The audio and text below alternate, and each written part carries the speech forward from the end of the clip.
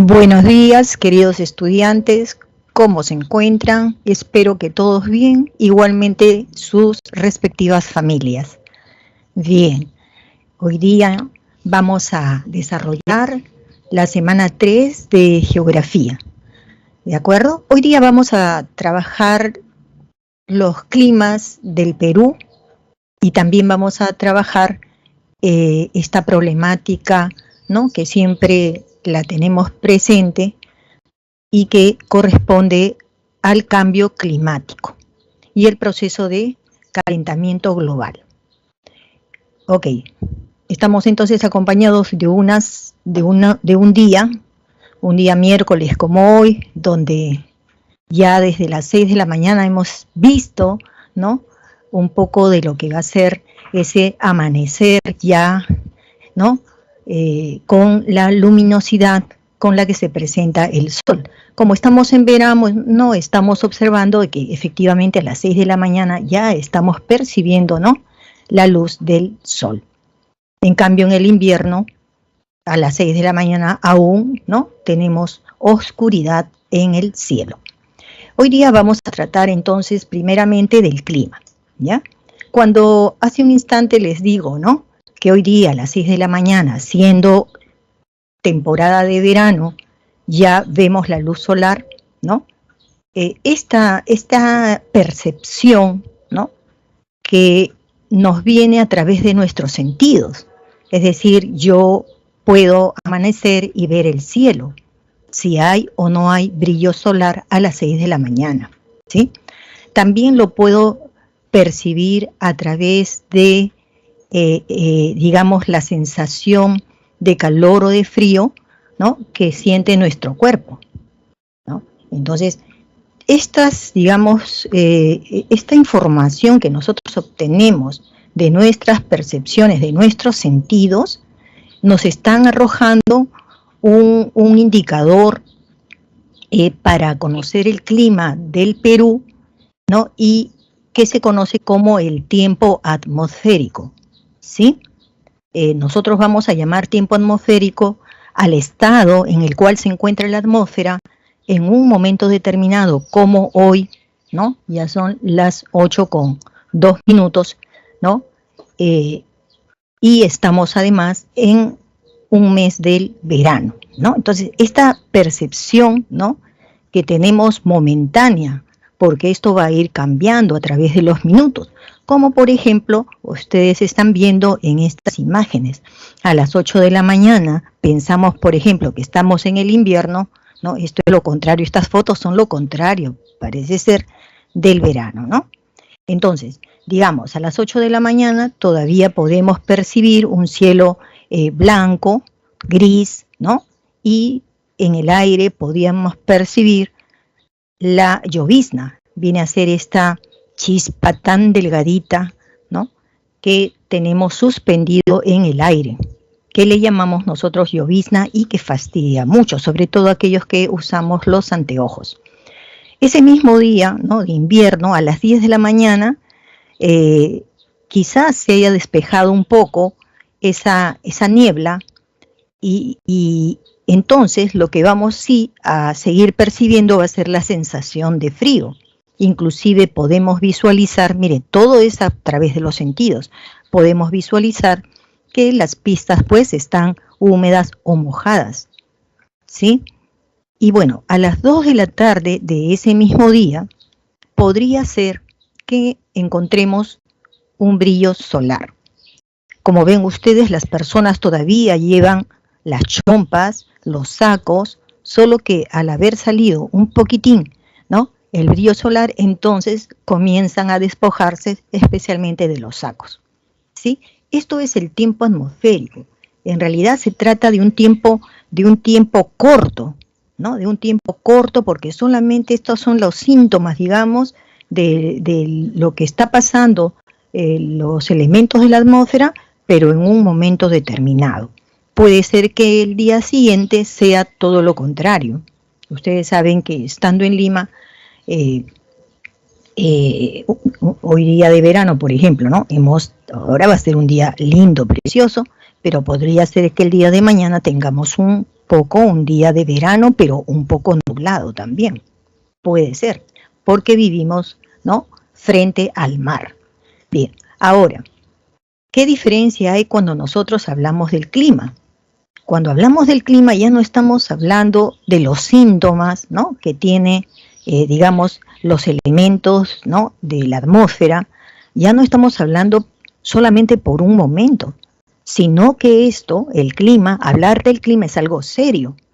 Los estudiosos del clima, para obtener la categoría de clima, digamos, clima tropical, clima frígido, bueno, los estudiosos han tenido que investigar por un periodo casi, ¿no?, de 30 años y sacar allí el promedio del estado de todos los elementos del clima. Un promedio, pero medido en 30 años como mínimo. Una vez que ya han hecho este estudio de 30 años como mínimo, entonces viene ya la clasificación de climas, es decir, va a salir una lista determinando las características de cada clima. ¿Ok?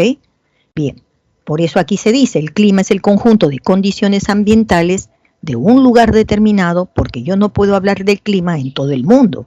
Yo tengo que hablar del clima en un lugar determinado. Vamos a suponer que es América, y dentro de lo que es América es el clima o los climas del Perú. ¿Correcto? Entonces, todo eso se va calculando a través, ¿no?, de instrumentos especialmente, ¿no?, inventados para medir, ¿no?, el estado de cada elemento del clima. Los elementos del clima son la insolación, la temperatura, la humedad, las precipitaciones, la presión atmosférica, los vientos, y aquí faltan otros astros, otros elementos. Por ejemplo, la nubosidad, podría ser uno, ¿no? La nubosidad. Estos eventos que tienen que ver con la luz, ¿no? El arco iris, por ejemplo, ¿no?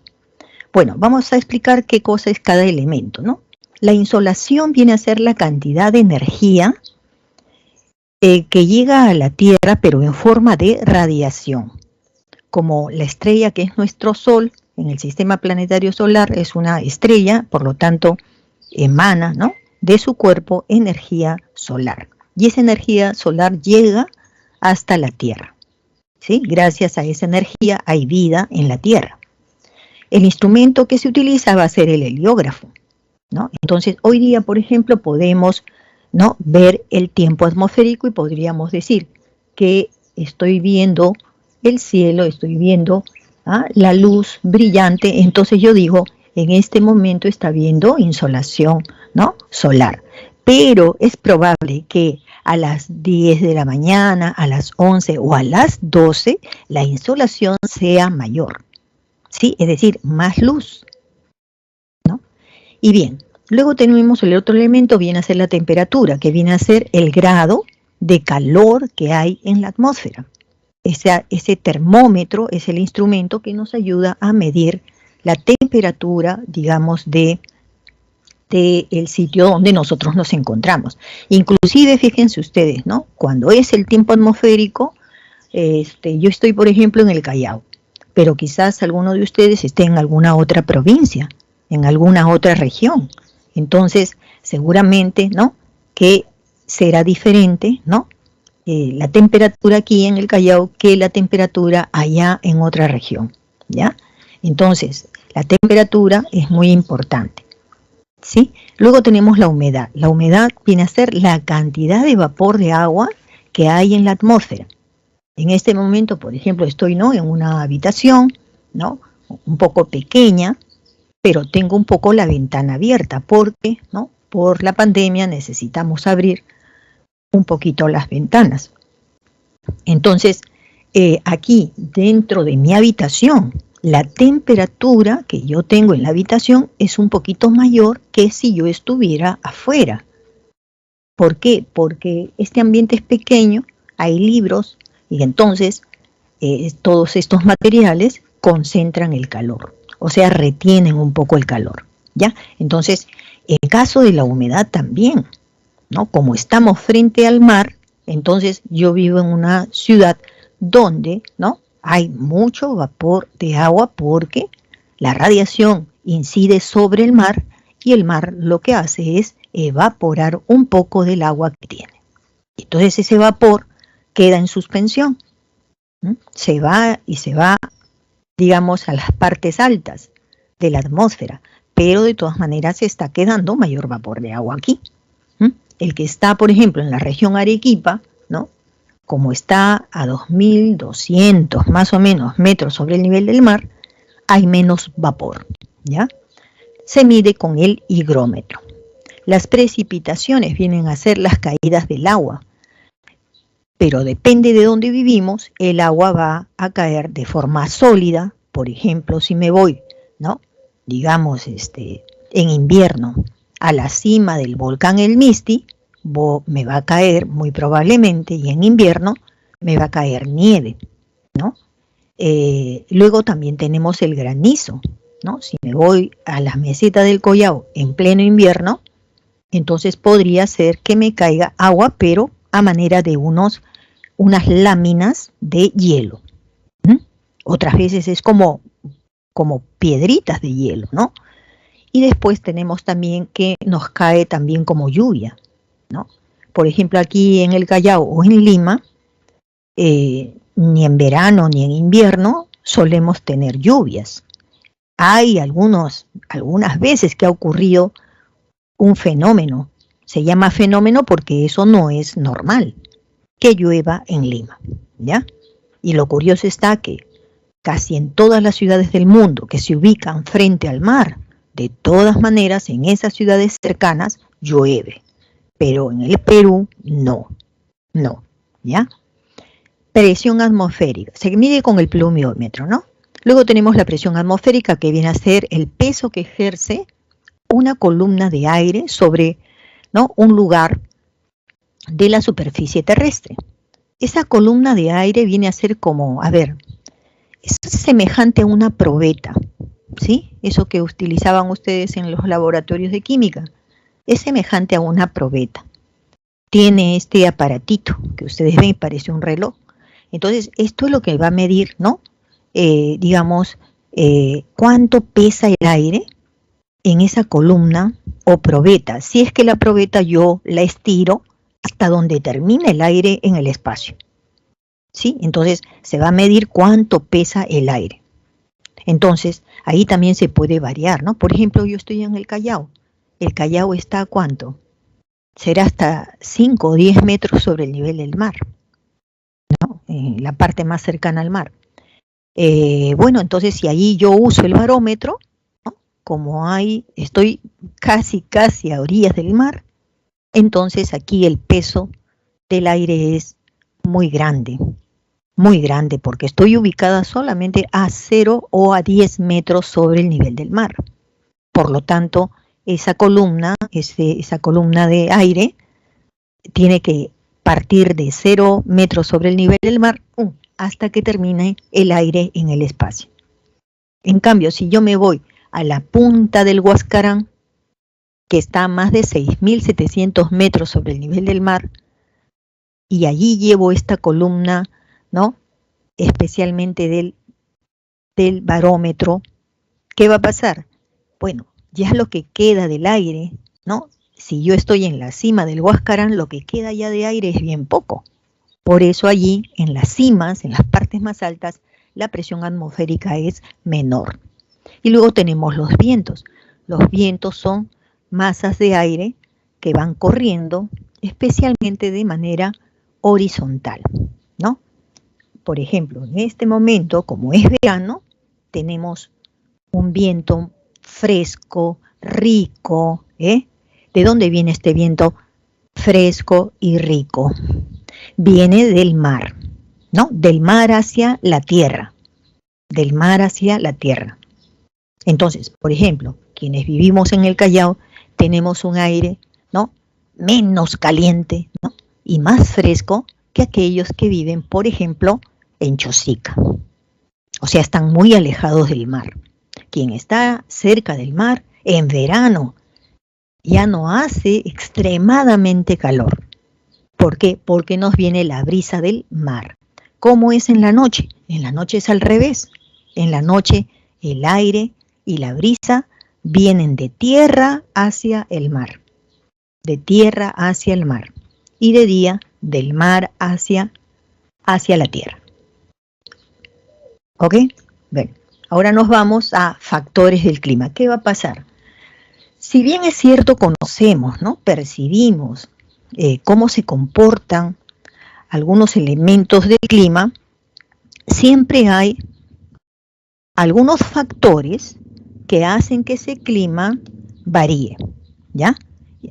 Tenemos dos tipos de factores, los factores cósmicos y los factores geográficos. Los factores cósmicos son aquellos, como ustedes están viendo en este dibujo, tienen que ver con la posición del Sol y tienen que ver también con el movimiento de la Tierra, ya sea movimiento de rotación o ya sea movimiento de traslación. Por ejemplo, la forma que tiene la Tierra es un esferoide. Entonces, ¿qué va a pasar? Bueno, que lo que va a pasar es que, digamos, ¿no? Como tiene esta forma esferoide, la radiación solar en algún momento va a llegar exactamente en la mitad de la Tierra, es decir, en la línea ecuatorial. Allí va a llegar de manera perpendicular, pero a otras zonas de la Tierra, en ese mismo instante, cuando la radiación solar está llegando de manera perpendicular al ecuador, pues en el polo ya no llega de manera perpendicular. Por lo tanto, disminuye la claridad, ¿no?, del día. ¿Correcto? Y va a cambiar también la temperatura, porque si los rayos solares no están llegando perpendiculares, ¿no?, al polo, quiere decir que allí hay menos calor, ¿ya? Por eso entonces, la forma que tiene la Tierra hace que la luz y la temperatura se distribuyan de manera diferente en cada sitio.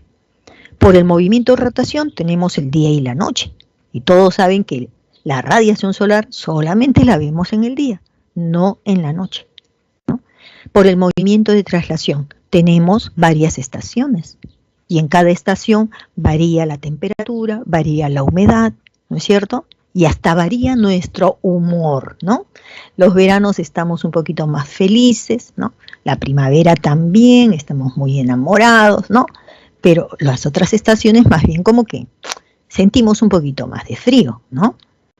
Bien, esos son entonces los factores, los que modifican, ¿no?, en cada lugar de la Tierra un poco los elementos, ¿no?, que hemos visto, los elementos del clima. Los factores geográficos son muy importantes, estos los vemos a cada rato, ¿no? Por ejemplo, un factor geográfico es la latitud. Todos los lugares, ¿no?, todos los países, todos los pueblos que están ubicados exactamente en la línea ecuatorial o sus cercanías, pues son países, son lugares donde las temperaturas son las más altas del mundo, ¿sí? Donde hay mucha lluvia en cantidad, ¿no? Y también, ¿qué es lo que tiene? También tienen mucha humedad, ¿no? Entonces, a menor latitud, mayor de estos elementos, mayor temperatura, mayor humedad, ¿no? Y que hemos visto, mayor cantidad de precipitaciones, ¿correcto? Eso es a los que tienen menor latitud, están cerca del ecuador. Los que están a mayor latitud, o sea, están más cerca de los polos, hace frío, tremendamente frío. La altitud también es otro factor, y un factor muy importante, sobre todo nosotros que tenemos la cordillera de los Andes. Ustedes se dan cuenta que en la siguiente figura, donde estamos viendo el perfil de una montaña, ¿no?, a orillas del mar puede estar en 10 grados Celsius. Pero si es que nos elevamos a 2000 metros sobre el nivel del mar, ya tenemos menos 2,8 grados Celsius. Es decir, cada 2000 metros podría estar, ¿no?, reduciendo la temperatura en 2,8 grados Celsius. Bien, luego la continentalidad y la oceanidad. Ya en parte les he dicho, por ejemplo, todos aquellos que viven a orillas del mar tienen una brisa suave, un airecito suave, fresco, rico, ¿ya? En cambio, si nos vamos a más adentro, ¿no? Del continente, en un lugar extremo, totalmente lleno de piedras, ¿no es cierto? No veo lago, no veo río, ¿no?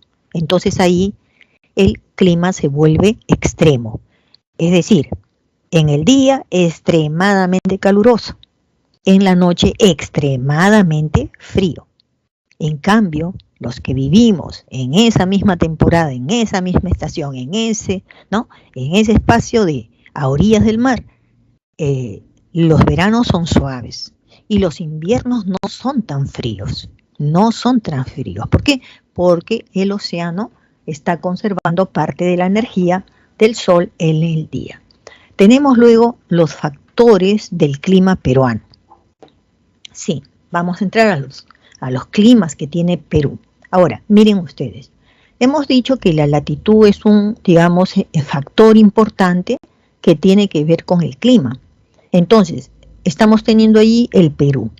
¿Dónde está ubicado el Perú? Está ubicado a baja latitud, porque estamos, ¿no?, muy cerquita de la línea ecuatorial. Especialmente quienes están más cerca de la línea ecuatorial. ¿Qué regiones? Está allí, está Tumbes, está Piura. También está el norte de Iquitos, está también Amazonas, está Cajamarca también, ¿no? Quiere decir que ahí es donde ellos están recibiendo, ahora que es verano, están recibiendo, ¿no?, una mayor cantidad de radiación solar. Así es, están a una mayor cantidad de radiación solar. Pero también lo está Colombia, Ecuador, que están muy cerca de la línea ecuatorial. Entonces, al Perú le correspondería, ¿no?, un clima tropical. Es decir, altas temperaturas, gran cantidad de lluvias y mucha humedad. Sin embargo, al Perú, así, en términos generales, se le va a considerar que tiene un clima cálido, húmedo y lluvioso, ¿no? Le correspondería esto. Pero si ustedes se dan cuenta, estas características de un clima cálido, húmedo y lluvioso funcionan en el Perú, pero no en todo el Perú. Funcionan en algunas regiones. Por ejemplo, como les he mencionado, los que están cerca de la línea ecuatorial. Tumbes, una parte de Cajamarca, ¿no?, una parte también de Amazonas, ¿no?, y de Loreto también. Ahí sí tendríamos estas características. Entonces, ¿qué es lo que ha pasado? Hay factores que hacen que se altere esto en varias regiones del Perú. Y vamos a hablar entonces de los factores climáticos. El principal factor climático, el que tenemos, es la presencia de la cordillera de los Andes. Por ejemplo, allí la cordillera de los Andes, que ustedes lo están viendo en esta imagen, en esta figura, hacia la parte occidental, ¿no? Estamos viendo la presencia, las cercanías del mar. Entonces, todos aquellos pueblos que viven frente al mar, ¿no?, en las cercanías del mar, el Océano Pacífico, entonces, estos prácticamente están teniendo factores positivos como la brisa del mar, ¿no? Y hacia el lado oriental, bueno, tenemos ahí la selva. Entonces no va a ser, va a variar entonces aquí. Se convierte entonces la cordillera en una barrera, les voy a decir. ¿Por qué es una barrera? Porque de este lugar oriental donde están la Amazonía, corren vientos. Esos vientos vienen desde el Atlántico. Entonces pasan por encima de Argentina, de Bolivia y tratan de entrar también a Perú, ¿no? Entran a la selva, pero chocan con la cordillera de los Andes. Y al chocar estos vientos que llegan desde incluso el Atlántico, aquí con este choque en las montañas lo que hacen es humedecer más bien la parte oriental. Por eso es que aquí cae demasiada lluvia. El viento trae las nubes y como no pueden pasar al otro lado, aquí las nubes, ¿no?, prácticamente se van a precipitar a manera de lluvia. Si pasara las nubes a la parte occidental, a esta parte amarilla que estamos viendo aquí, a este lado flanco occidental se le llama, tengan por seguro que los veranos iban a ser lluviosos en el Perú. Entonces, ¿qué podría haber? Podría ser que, ¿en qué parte la cordillera de los Andes es más alta? ¿En el norte, en el centro o en el sur? En el sur. En el sur y en el centro. Pero en el norte estoy hablando de las cordilleras, por ejemplo, que van a pasar por Cajamarca, ¿sí? Y luego van a continuar hacia el Ecuador, ¿no es cierto? Pues bien, por ahí ya las montañas son menos altas. Y es por eso que las nubes que vienen de la parte oriental hacia la parte occidental, ya estando en Piura llueve en verano. En Tumbes llueve en verano. Esos departamentos sí, en verano llueve, pero no en el resto. ¿Por qué? Porque nos está cubriendo una barrera que es la cordillera de los Andes, ¿correcto? Origina, entonces, la presencia de la cordillera de los Andes origina que existan muchos pisos altitudinales, y para cada piso altitudinal hay un comportamiento de la atmósfera que es diversa en temperatura, en humedad y otros elementos. Vamos a seguir con más elementos, ¿no?, o factores que tienen que ver con el clima peruano. Tenemos la presencia de la contracorriente ecuatorial y la presencia de la corriente del Niño. Está en flecha roja, en la parte norte del Perú, en el mar, ahí dice corriente del Niño. Se dice corriente del Niño, ¿no? Junto, del Niño. Cuando hablamos del fenómeno, ahí sí decimos fenómeno El Niño, ¿ya? Entonces esta es una corriente. Esta corriente ustedes ven que viene del norte hacia el sur, es decir, viene del Ecuador, ¿no?, hacia la parte de Tumbes y de Piura. Esto es una partecita de lo que es la contracorriente ecuatorial, ¿ya? Esta contracorriente ecuatorial es una corriente que más bien, se presenta, en la profundidad del mar, ¿no? Y entonces esa corriente llega hacia Ecuador. Por eso se le dice contracorriente, ¿no? Porque es contraria a la corriente del Niño. Entonces, estas aguas de la contracorriente ecuatorial son aguas cálidas, por lo tanto, cuando el Niño se estira y llega frente a Perú, viene también con aguas cálidas. Y estas aguas cálidas, ¿no?, provocan mayor cantidad de formación de nubes. Por eso es que llueve en esta parte de Tumbes, llueve también hacia lo que viene a ser Piura, ¿entendido? Y allí la variedad de peces va a cambiar, porque una cosa es, ¿no?, vivir, ¿no?, que los animales se adapten a las aguas cálidas, y otros que se adaptan a las aguas frías. Entonces, estas variaciones del clima peruano contribuyen también a la diversidad de fauna y de flora. Luego en azul tenemos la corriente peruana, que tiene aguas frías. Como ven ustedes, se está movilizando, viene desde Chile, desde frente a Chile, va a pasar por todo el Perú. Inclusive esta corriente llega hasta Piura y hasta Tumbes. La mayor parte del año, casi 8 meses, la corriente llega también hasta Piura y llega también hasta Ecuador. Solamente en el verano pues se entromete, ¿no?, la corriente del Niño con sus aguas cálidas, ¿ya? La corriente peruana posee aguas frías, influye mucho en la formación de lomas, ¿no? ¿Por qué? Porque al ser fría, entonces el vapor de agua que produce el océano es poca, y al ser poca humedad se queda suspendido en el aire. Esa es la neblina que nosotros vemos a diario en los meses especialmente del invierno. Pero esta neblina choca con las estribaciones andinas y entonces humedece el suelo, y entonces las tierras, que las llamamos lomas, comienzan a producir plantas. Eso solamente sucede en el invierno, la formación de lomas debido a la gran cantidad de neblinas que tiene nuestro cielo, ¿no? como ven ustedes, prácticamente la corriente peruana y la frialdad de sus aguas impide que haya mayor evaporación del agua y por lo tanto menor cantidad de nubes que puedan precipitarse, impiden las lluvias intensas.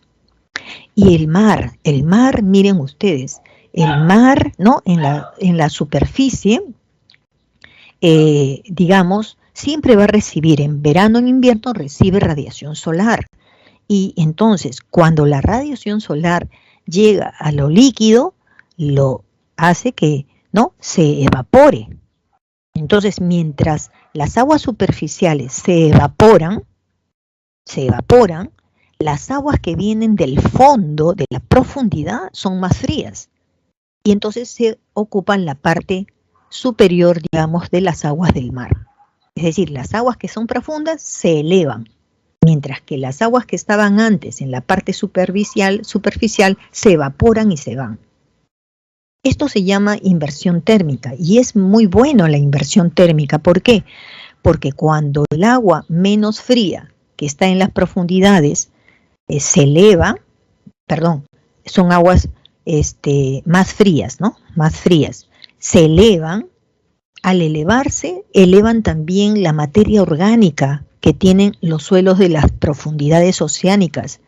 Y tener esta materia orgánica produce de que haya también mayor riqueza ictiológica, mejor riqueza de fauna en el mar. ¿Ya? Se llama inversión térmica, si pueden pónganle un asterisco y lo van estudiando aparte, porque es un fenómeno muy, muy interesante. ¿Ya? Luego tenemos el anticiclón del Pacífico Sur. Este anticiclón lo estamos viendo ahí, la letra A, significa que allí en el centro de este anticiclón está habiendo una zona de alta presión. ¿Ya? Ahora, miren, cuando dice alta presión, primero que nada el anticiclón, quiero decirles, se llama anti porque es contrario a un ciclón. Les explico, se dice anticiclón porque este ciclón no se origina en el suelo. Este ciclón se origina en el aire, ¿no? En el aire, digamos, en la atmósfera, en las partes altas de la atmósfera. Por eso ahí se ha encontrado un aire frío y seco. Y por eso es que tiene alta presión.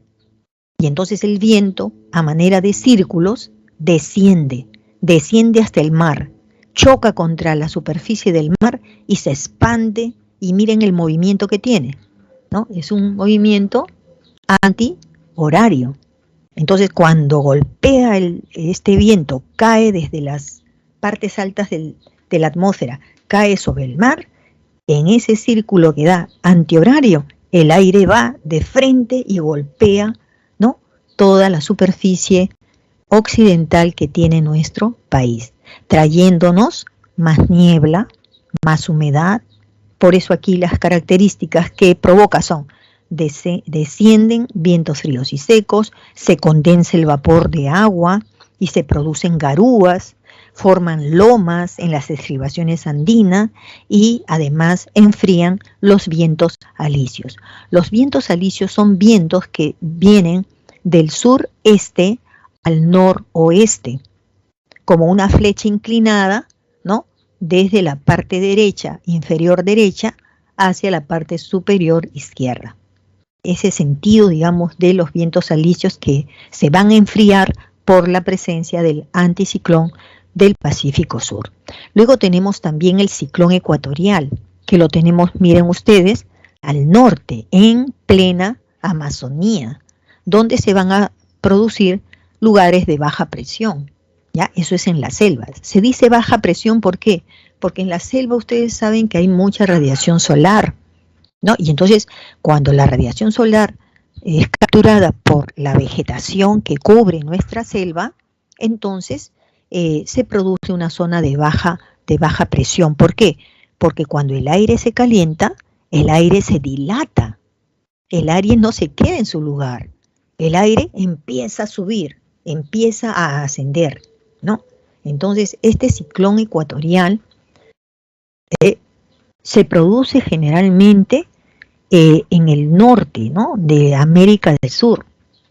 Al parecer se produce en el mar, ¿no?, y viene luego moviéndose hacia la parte ya, digamos, de la selva peruana o la selva de Brasil.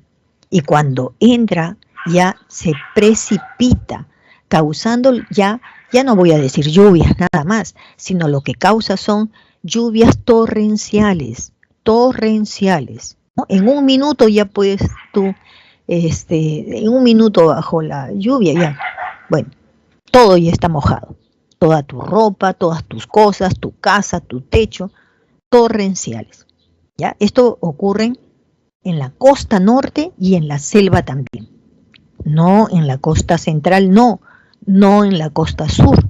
Donde ocurre fundamentalmente es, ¿no?, en la costa norte, si es que hablamos de la costa, y en la selva. En la selva sí, puede ser norte, puede ser centro, puede ser sur también. Y por último tenemos el anticiclón del Atlántico Sur, el que nos trae un aire que viene desde el Atlántico. Es un aire frío que viene del sudeste. Cuando este aire frío ingresa por Argentina, luego pasa por Bolivia y luego entra al Perú por Puno. Cuando esto pasa, cuando este viento frío, ¿no?, que viene de este lado, entra a Perú, generalmente tiene varios meses en los cuales ingresa. Y nosotros le llamamos friaje. Si estuviéramos en Madre de Dios, puede llegar el friaje también a Madre de Dios. Es decir, Madre de Dios, ustedes saben que es selva. Pero bueno, supongan que en Madre de Dios estamos a 27 grados de temperatura. Entra el friaje y de 27 en pocos minutos, en pocas horas, pasa de 27, por ejemplo, a 12 grados y entonces uno tirita. Es decir, comienza a tiritear, ¿no? Frío, siente escalofrío, se tiene que abrigar, estando en Madre de Dios.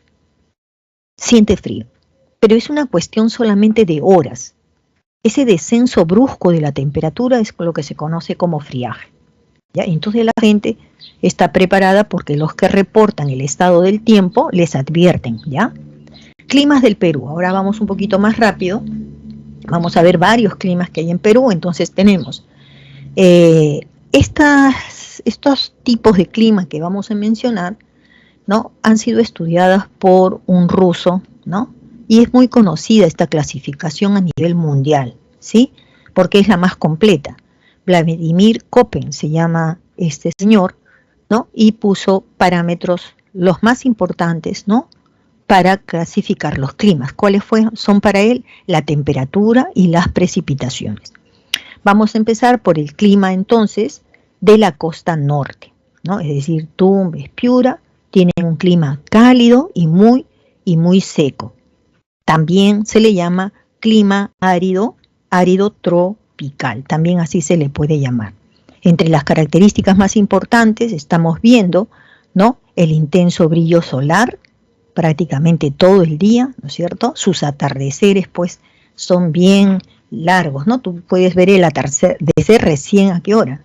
Lo puedes ver, pues, desde las 6 de la tarde, ¿no? Y duran mucho, ¿sí?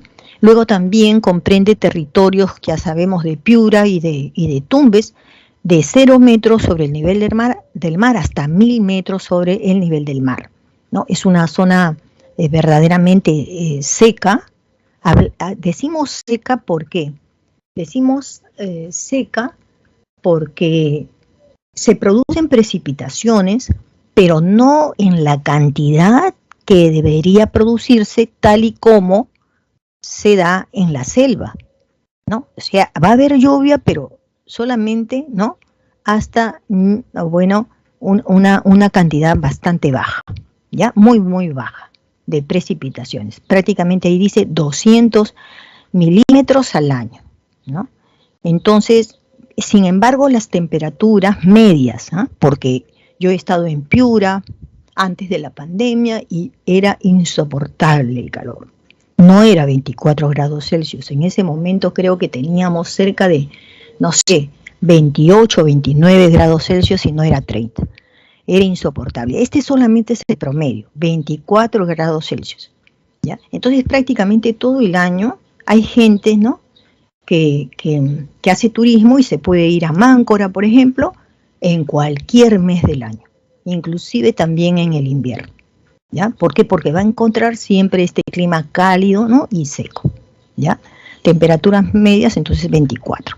Y hay un árbol aquí característico, ¿no? Este, por ejemplo, ¿cómo se llama? El algarrobo. Es típico árbol de la costa norte. Antes había también en Lima, pero fue prácticamente depredado, ¿no? Entonces este árbol tiene unas raíces muy, muy grandes que se van a lo profundo. Y son árboles que necesitan muy poca agua, ¿no? O sea, si por ahí cae la lluvia un poquito, ya, está feliz, está feliz. Vamos a ver otro clima. Clima de la costa central y sur del país, ¿no? Ahí está anotado, entonces ya sabemos que, por qué tenemos este dibujo en celeste, es la presencia de la corriente peruana, ¿no es cierto? Que es una corriente fría, ¿no? Que va generando nubes, estratos. El mar, por ser frío, lo único que produce es niebla y la niebla se queda suspendida. Un cielo blanco tenemos, ¿no? Entonces genera, lo único que genera en el invierno, como tenemos la foto, es la humedad. Es muy intensa en los meses del invierno, ¿correcto? El mar produce, ya hemos visto, ¿no? La inversión térmica. Esa inversión térmica es importante porque, como les decía, la riqueza de los microorganismos, ¿no? Orgánicos es importante. El fenómeno de afloramiento es eso, las aguas profundas se elevan y las que están arriba se evaporan. Y entonces hay un transporte de agua y de materia orgánica en prácticamente en todas las fases, ¿no? O etapas de las profundidades de nuestro mar, ¿ya? Este clima cálido, este clima semicálido muy seco, también se le llama árido subtropical y comprende, ¿no? Desde Piura hasta prácticamente Tacna, ¿sí? Y siempre hasta 1000 metros sobre el nivel del mar. Es una zona bastante húmeda, ¿no? Donde las precipitaciones apenas llegan a 150 milímetros al año. Y la temperatura promedio, ¿no? Para nosotros es de 18 grados Celsius. En invierno lo menos de temperatura que tenemos, alguna vez hemos tenido 14 o 15, ¿no? Y nosotros con 14 o 15 estamos también con mucho frío, pero es nuestra sensación. En cambio hay partes de la sierra donde viven menos 0 grados Celsius, ¿m? Y otros que están cercano a, ¿no?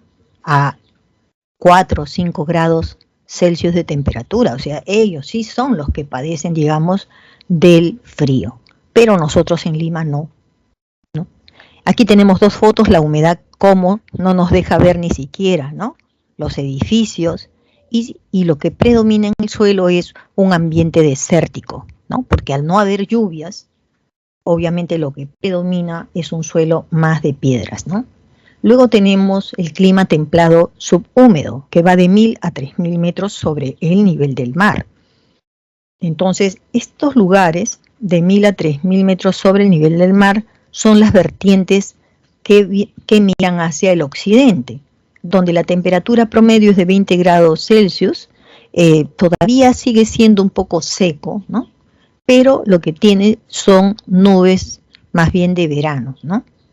Las lluvias se pueden producir, llegan a 500 milímetros al año, ¿no? Y solamente llegan en los meses del invierno, ¿no? También tenemos, eso es en la vertiente occidental. En la vertiente oriental, que viene a ser al otro lado de la cordillera, entre 1000 y 2000 metros sobre el nivel del mar, la temperatura entonces ya no es 20, sino sube a 25 grados Celsius.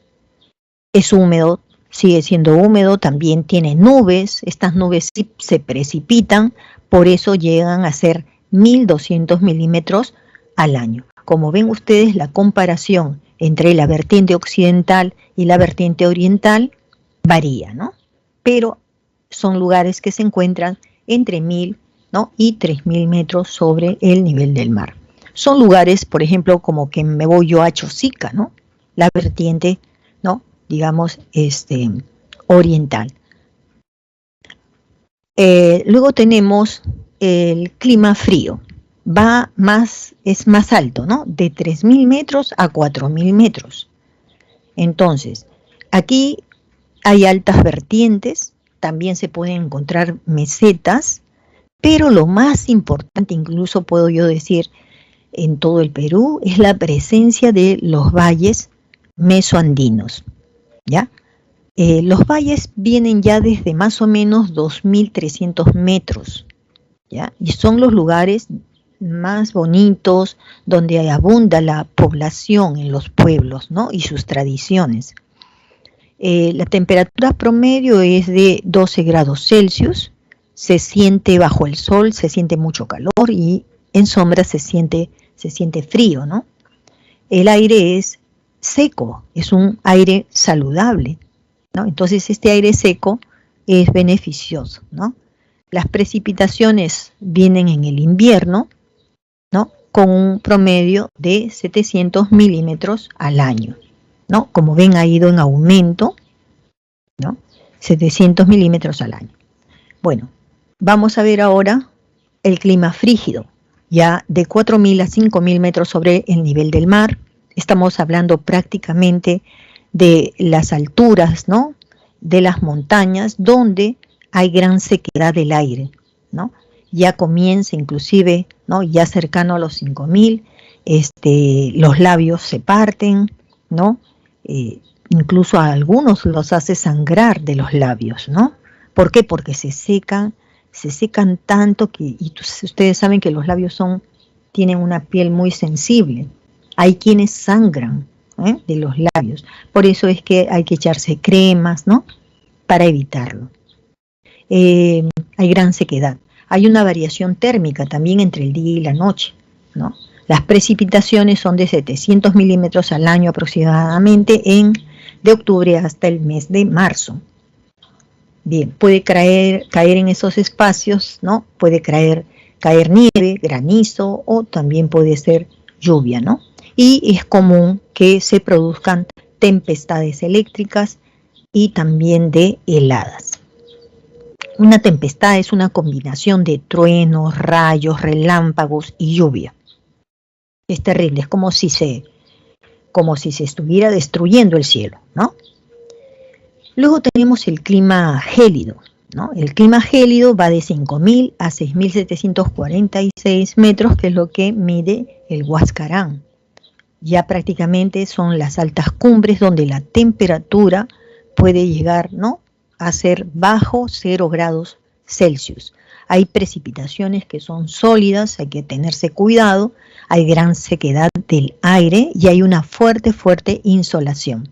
Ustedes verán que la piel de las personas que permanecen, ¿no?, varios días en estas cimas de las montañas, cuando retornan pareciera como que si se hubieran ido a Máncora, así a las playas, ¿no?, calurosas, y están totalmente bronceadas. Pero en este caso son quemaduras, ¿no?, del frío.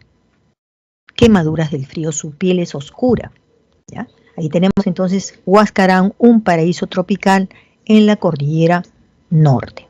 Ahora tenemos el clima semicálido muy húmedo, que va de 1.000 metros hasta 400 metros sobre el nivel del mar, ¿no? Estamos hablando entonces de qué lugar. Estamos hablando del lugar que corresponde a la selva, ¿no? En este caso es la selva alta, semicálido muy húmedo, porque estamos en 1.000 metros y vamos a descender a 400 metros, es selva alta. La temperatura es un poco menos de 22 grados Celsius, ¿no? Ustedes saben que ya hemos mencionado que por el factor altitud, ¿no?, la temperatura es menos 22 grados Celsius. Luego tenemos en estas partes hay valles, hay alta humedad atmosférica, las precipitaciones, ¿no?, son mayores a 2.000 metros, ¿no?, 2.000 milímetros al año. Y en algunos momentos puede haber también, digamos, lluvias, ¿no?, intensas.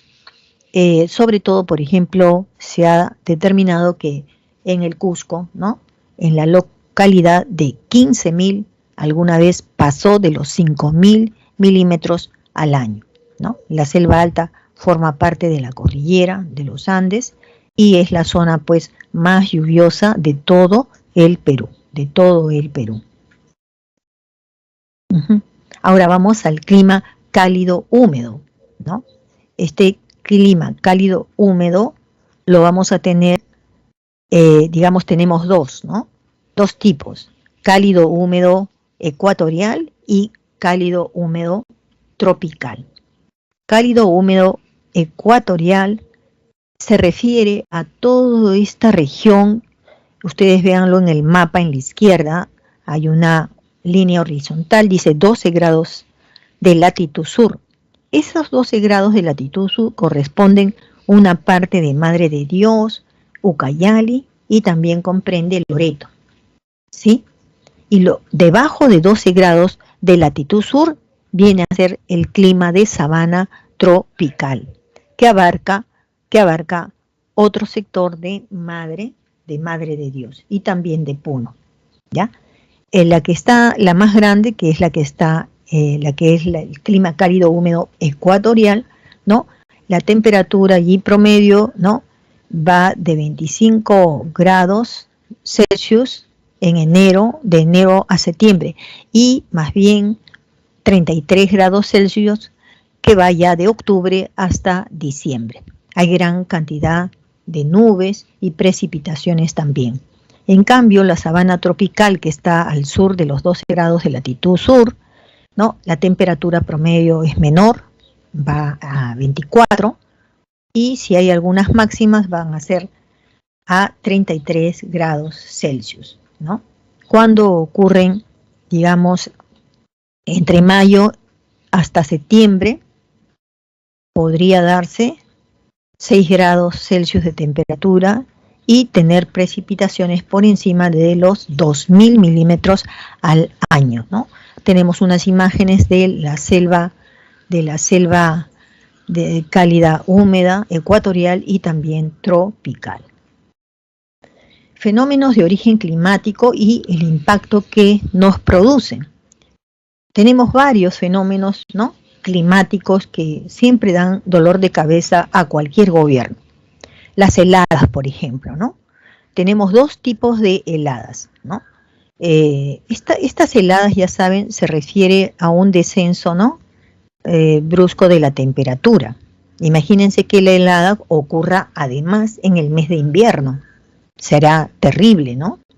Bueno, tenemos dos tipos de heladas. Las heladas blancas es como en la foto que ustedes están observando, aparece el hielo como si fueran, ¿no?, cristales, ¿no? Como se pegan a las plantas, ¿no? Se pegan a las plantas. Entonces es una helada que aparece, ¿no? Digamos, la temperatura desciende en la superficie y por eso es que las plantas son las primeras en manifestar ese cambio brusco, ¿no? Bajo cero, ¿no? Bajo cero. Y se produce esto cuando existe suficiente humedad en el ambiente. Pero algunas veces el lugar no tiene demasiada humedad, es tremendamente seco, como la figura que tienen a la derecha, con las heladas negras. Se produce cuando el aire tiene pues poca humedad y la temperatura del aire desciende por debajo de 0 grados Celsius, ¿no? Y ustedes ven que las plantas prácticamente se queman,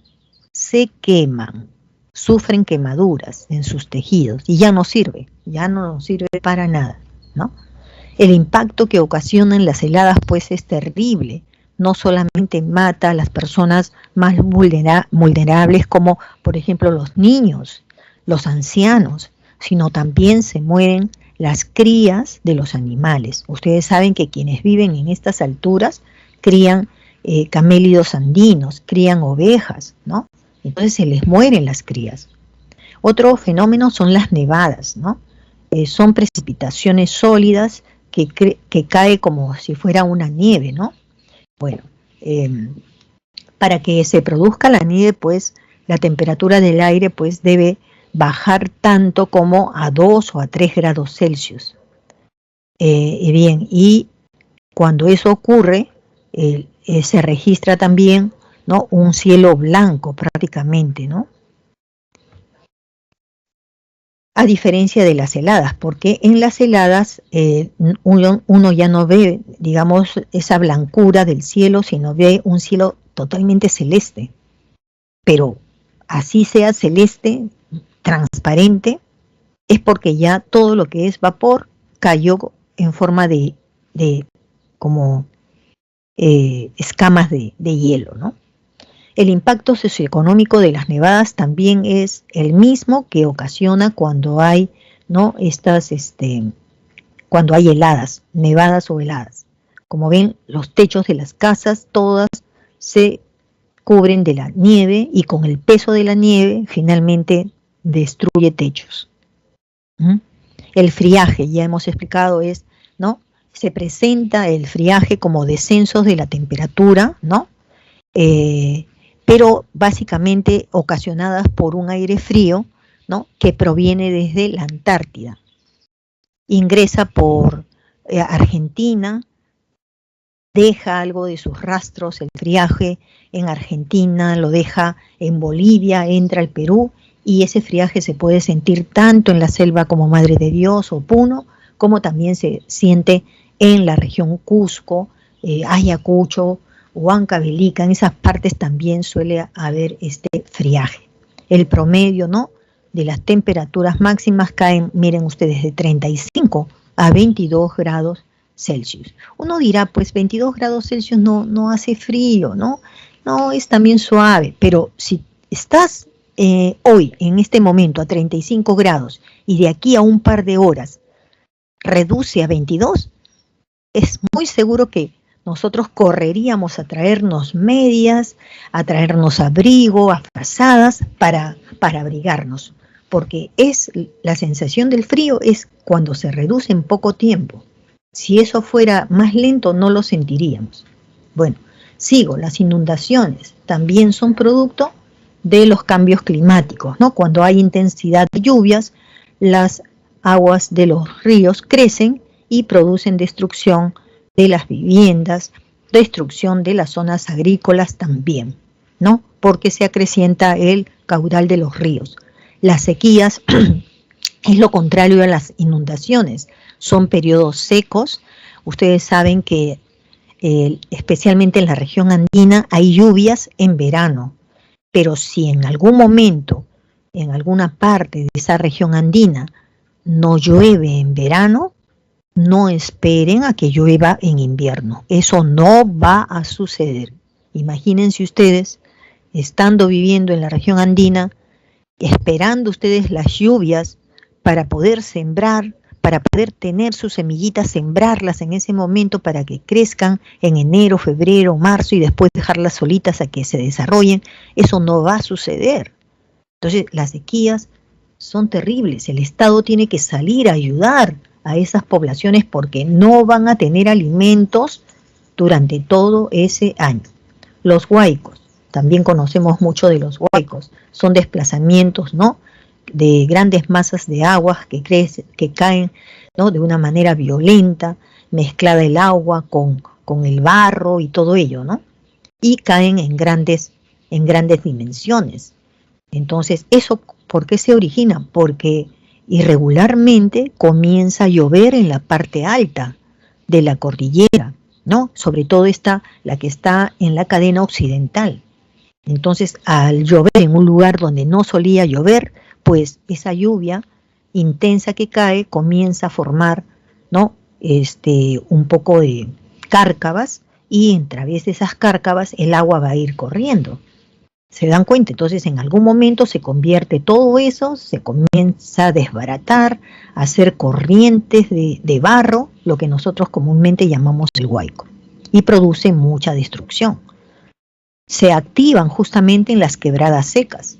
Cuando no se veía lluvia, de repente llueve por una cosa extraña, entonces ahí se lleva todo a su paso. El Niño, el fenómeno El Niño, ¿no?, oscilación sur, es así como se le conoce a nivel internacional, ¿no? Entonces, esto acontece en la costa peruana aproximadamente cada 5 años, ¿no? Es lo que se ha calculado. Hace muchos años atrás estos fenómenos solamente se producían cada 25 años, pero en la actualidad los niños que hemos visto casi se han sucedido, ¿no? Cada 5 o 4 años, ¿no? Genera condiciones climáticas más secas de lo normal, hace que aumente, ¿no?, la pesca comercial o industrial en algunos casos, pero también hay eventos que son también negativos porque producen inundaciones, especialmente en la costa norte y aquí también en Lima, ¿no? No solamente frente al mar, sino también entre las quebradas, ¿no? Por la carretera central siempre se va viendo afectada. Tenemos la atmósfera, ¿no? Importante es conocer las partes que tiene la atmósfera para entender también todo este proceso climático, ¿no? La atmósfera es el aire, pues, que envuelve a la Tierra, ¿no? Aire o gases que envuelve a todo nuestro planeta. Esta franja donde nosotros, digamos, tenemos el oxígeno, ¿sí?, es una franja muy delgadita que se le conoce con el nombre de troposfera. Miren ustedes en el cuadro, tenemos la troposfera, ¿no? Gracias a la troposfera y el aire que tiene, podemos vivir, ¿no? Hay seres vivos. Pero a medida que nosotros nos elevamos más allá de los 5 kilómetros, ¿no?, de altitud, la cantidad de aire va a ir disminuyendo y la cantidad de oxígeno, por ende, también. Va a llegar un momento entonces en que ya llegamos a lo que viene a ser, ¿no?, la tropopausa, que viene a ser una etapa intermedia entre la troposfera y la estratosfera. Y ya cuando llegamos nosotros al kilómetro 24, del 24 al 30, ¿no?, de altitud, nos encontraremos con la capa de ozono. El ozono está concentrado justamente en esta altitud y es bueno que haya capa de ozono porque nos protege de los rayos ultravioleta que sí nos hacen daño. La capa de ozono se encarga entonces de absorber, ¿no?, esta radiación, ¿no?, que proviene del sol y que nos produce mucho daño, los rayos ultravioleta, ¿ok? Gracias a la capa de ozono. ¿Cuáles son las características que tiene la atmósfera? El clima, ¿no?, de la Tierra depende mucho del balance que haya entre la radiación que nos viene del Sol, ¿no?, y la radiación que la Tierra tiene que devolverlo al espacio. Es como un juego de vóley, ¿no? Entonces recibo la pelota y yo que la recibo, ¿no?, también yo la tengo que devolver, ¿sí? Esa relación entonces entre la energía solar que llega a la Tierra y la energía terrestre que tiene la Tierra que devolverle nuevamente al espacio, tiene que ser equilibrado. Si no, no funciona la atmósfera, ¿sí? La mayor concentración de los gases de la atmósfera están en la troposfera. ¿Cómo será la cantidad de gases que hay en la troposfera? Que los gases están ahí chocando unos con otros. Hay mucho dinamismo, ¿no?, de cómo funcionan, digamos, los elementos del clima. Tanto funcionan, son tan activos, que es aquí el único lugar donde van a haber fenómenos meteorológicos. Ya después de la troposfera no hay fenómenos meteorológicos. Solamente lo hay en la troposfera. El gas que más abunda, así de manera natural, es el agua, el agua, ¿sí? O el vapor de agua, mejor dicho, ¿no? Vapor de agua, ¿ya? Bien. ¿Qué cosa es el cambio climático, no? El cambio climático es un tema que ha empezado a ser estudiado desde hace casi 50 años. Pero estamos ahora en un punto crítico, donde ya hay gente que habla de que no podemos ya hacer retroceder todo lo que el cambio climático ha producido hasta el momento, ¿no? Entonces, ¿qué es el cambio climático? Es la alteración del clima causado por el calentamiento global. Es decir, a nivel del planeta Tierra, las temperaturas promedios de cada continente, de cada región, de cada país, ha variado. Estamos notando que las temperaturas promedios no son iguales a las del año pasado, y las del año pasado no son iguales a las del anteaño pasado. como que estamos sintiendo un poco más de calor en los veranos, más de lo debido, ¿sí? Entonces, ¿a qué se debe el cambio climático? Al efecto invernadero antropogénico. ¿Qué quiere decir esto? Quiere decir que nosotros los seres humanos hemos creado muchas tecnologías, demasiadas tecnologías. Nuestras formas de vida también han cambiado.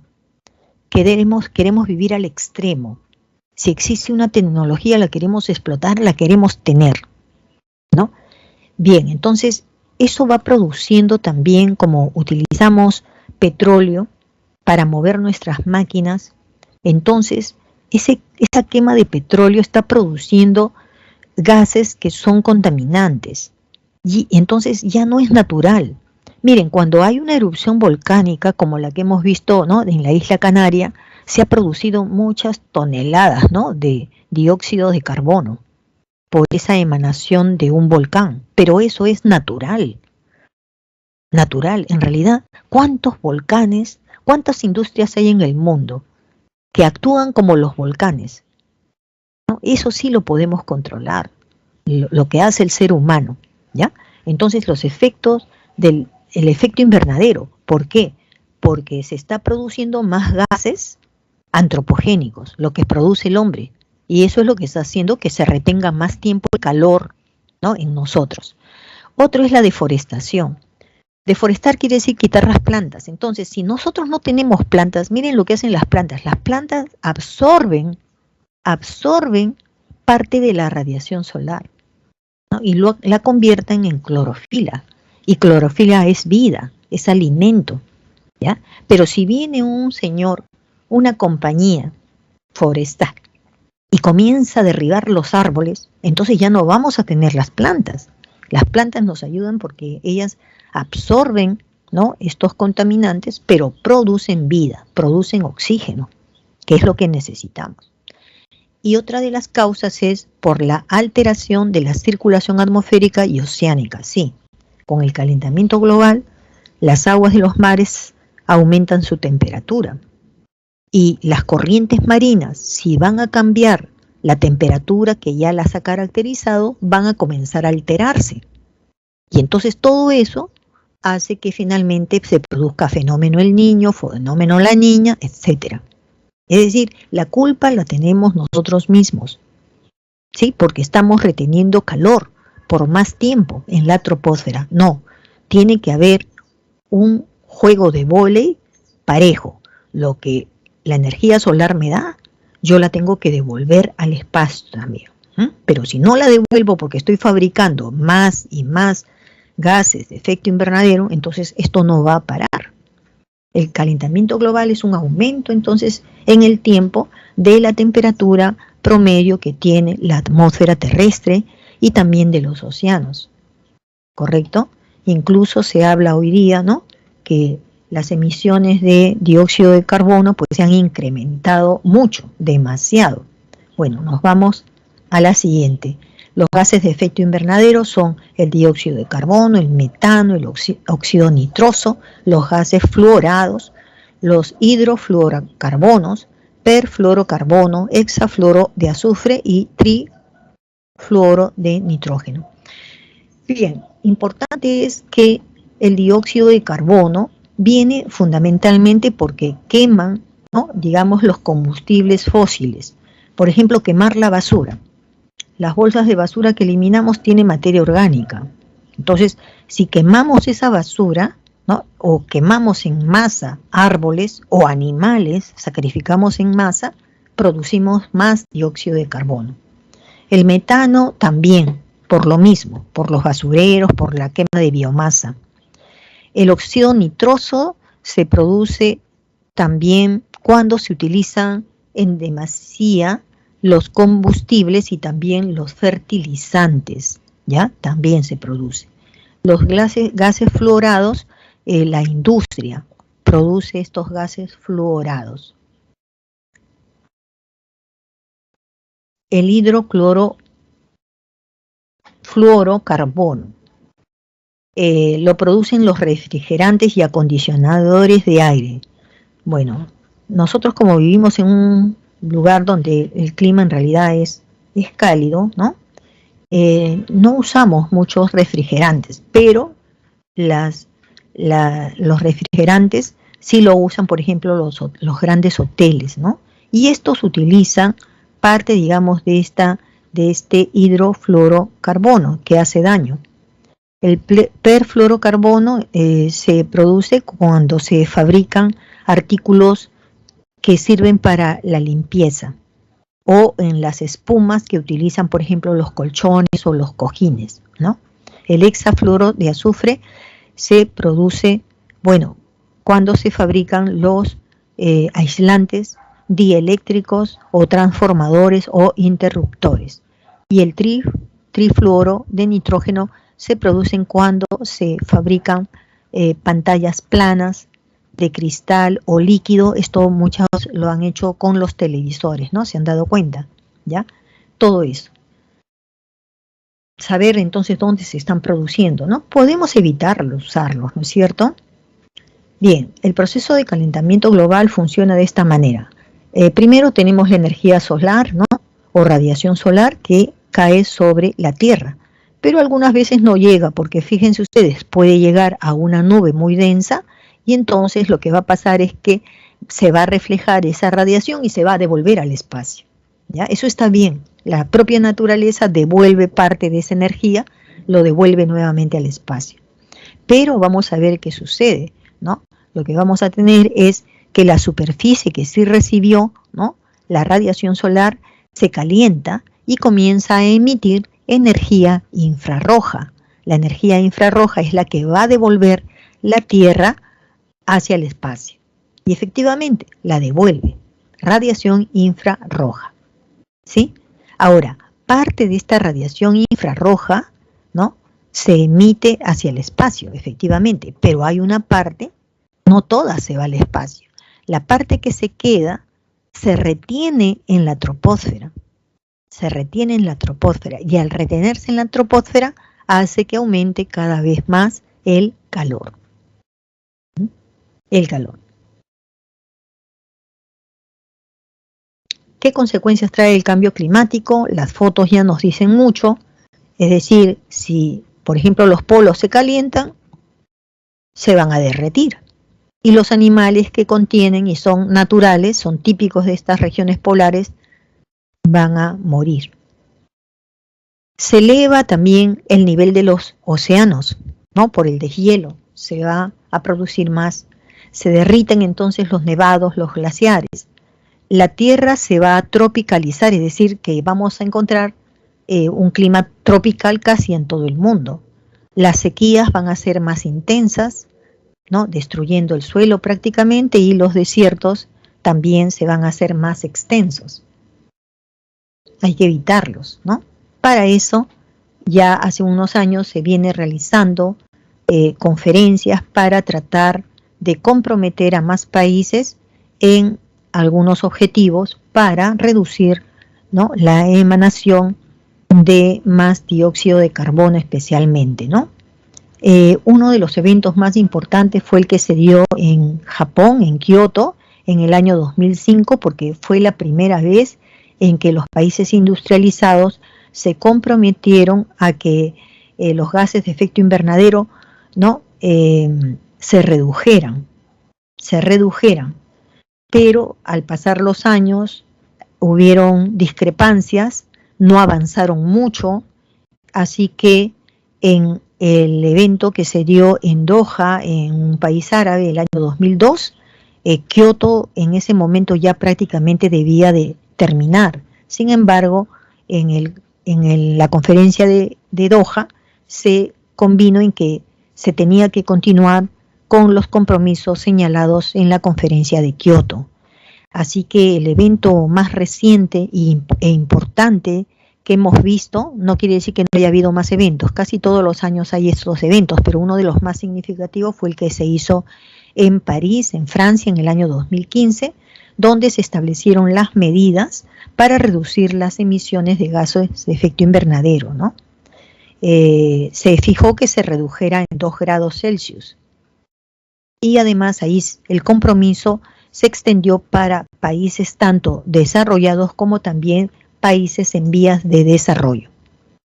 Sobre la capa de ozono, como les decía, es una capa importante porque evita que llegue mayor cantidad de radiación solar hacia la Tierra, ¿no? La cual nos va a provocar daño. En algún momento, en el año 2019, ¿no? Se vio que,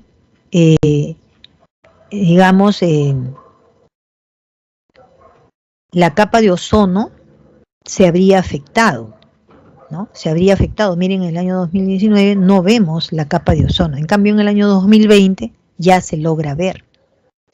Bueno, ¿qué hay que eliminar en realidad? No usar para que la capa de ozono no se perjudique. Lo que hay que evitar usar es el clorofluorocarbono.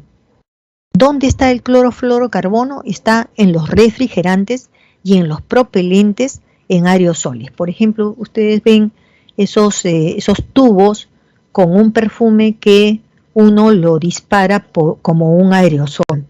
Por ejemplo, si queremos perfumar la casa, ¿por qué no perfumarlo con flores? ¿Por qué hacerlo con este producto? Debiéramos de evitarlo, ¿no? O limpia la casa, porque el olor a limpio también se siente, ¿no? Se percibe. Limpiar la casa, nada más, trapear la casa. Ya no hay que usar este clorofluorocarbono. Y gracias a eso, a que uno deja de usarlos, y entonces ve que se recupera la capa de ozono, ¿no? Y ya saben que mientras más radiación ultravioleta recibimos, hay enfermedades como por ejemplo el cáncer a la piel, las cataratas que le producen en las miradas, en la vista de las personas, ¿no? Y esto también afecta al fitoplancton. En el protocolo de Montreal en Canadá es donde se planteó justamente el compromiso de no usar, ¿no?, refrigerantes. En el Perú tenemos un organismo que defiende, ¿no?, digamos, la calidad del aire y de otros recursos también. Es el Ministerio del Ambiente, el cual diseña, establece, ejecuta y supervisa la política nacional del ambiente, ¿no? Es decir, proteger el uso sostenible de los recursos naturales que nosotros tenemos. Para eso cuenta con otras instituciones que son nacionales, por ejemplo, el CENAMI, bien conocido por todos ustedes. Tenemos el Instituto de Investigaciones de la Amazonía, el Instituto Geofísico del Perú, el que nos da los datos, ¿no?, de los temblores o de este evento que ha habido en Tolón, ¿no?, sobre las mareas altas. Servicio Nacional de Áreas Naturales Protegidas, la OEFA, que es un organismo que evalúa y fiscaliza el control, ¿no?, de todo lo que es los asuntos ambientales. Tenemos el SENACE, que es el que ve todo el tema de las inversiones, ¿no?, para reducir el impacto ambiental. Y por último tenemos al INAIGEM, que es el Instituto Nacional de Investigaciones de los Glaciares, porque con el cambio climático los glaciares son los primeros accidentes geográficos que se van a dañar. Con respecto a la contaminación del aire, ¿no?, también nosotros tenemos que tomar las cosas, digamos, con responsabilidad y evitar, por ejemplo, que las fuentes que contaminan el aire sigan, ¿no?, digamos, maltratando, digamos, este elemento que es tan importante para la vida. Los lugares que más producen contaminación son los autos viejos que funcionan en Lima, Callao. Es una cosa terrible. Cuando vemos películas de países desarrollados nunca vemos estos humos, porque al instante va preso el chofer que está envenenando en su camino a toda la gente. Los rellenos sanitarios expuestos al aire, a este verano, al sol. Las industrias que emanan, ¿no?, esos gases también en Ventanilla. A gente de Ventanilla le llega este aire contaminado. Y bueno, hablando de Ventanilla, ya hemos visto por la televisión un derrame de petróleo. Terrible, terrible, no sé cómo lo van a sacar. Tenemos también sitios cerrados, también peor, la cosa es terrible, ¿no? El humo de las leñas de algunos, ¿no?, restaurantes, lo que les llaman los guariques. Claro, se come rico, pero también rico nos contaminan con el aire de la quema de la leña.